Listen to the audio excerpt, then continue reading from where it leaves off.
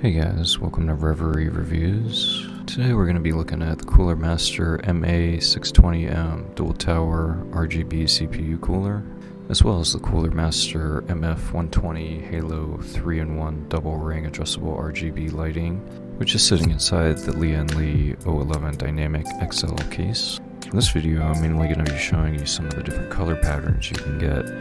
Granted, it depends on what kind of motherboard you have. It does come with a controller which doesn't have the best color patterns or color options in my opinion. I went with the MA620M mainly because I wanted an air cooler rather than an all-in-one liquid cooler, because those tend to fail after a year or two and can really mess up your PC when liquid starts to leak out. It's not the best air cooler you can get out there on the market, but it's probably one of the cooler looking ones. And just in case you're wondering if you have this case or you're thinking about getting this case with this cooler, it does fit, but it barely fits. It's actually flush against the glass. I'm not going to get into the performance side of things other than my PC is not overheated and it's running on a really hot chip, which is the 5800X AMD, which I do not recommend. I only got that chip because that was the first one available during the shortage. As for the fans, they've held up pretty good. One of them has a little bit of a rattle, which can be pretty annoying at times. It kind of comes and goes, which I've read another user talking about it on the review. Keep them all in the max fan setting and they're pretty quiet. Everything was super easy to install as well. This is my first PC I built. The case has a lot of nice little features on it, which is easy to hide a lot of the wiring to keep it super clean looking. Comes with 2 dust prevention filters as well as 2 removable glass panels, which are really easy to remove.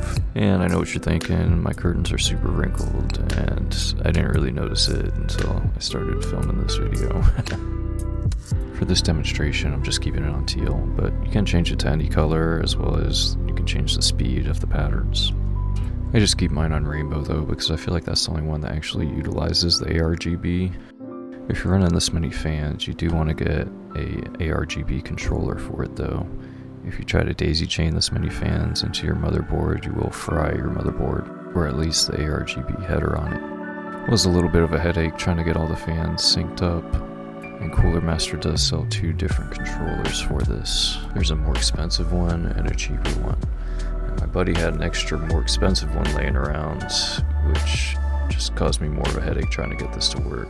If you're running it off of the motherboard, just get the cheaper one.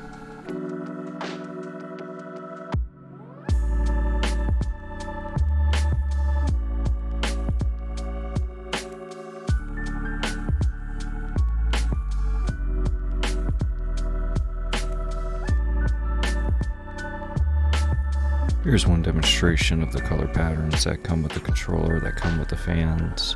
It's the closest thing to rainbow that it has, but it's just green, red, and yellow. And as you can see, it doesn't sync up with my cooler.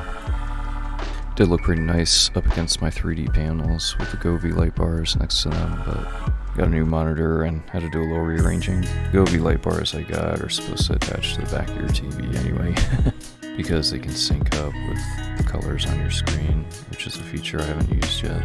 Because the setup looked a little wonky and you have to leave this ugly looking little camera attached to the top of your monitor, which is unlike the Philips Hue, but hey, it's half the price.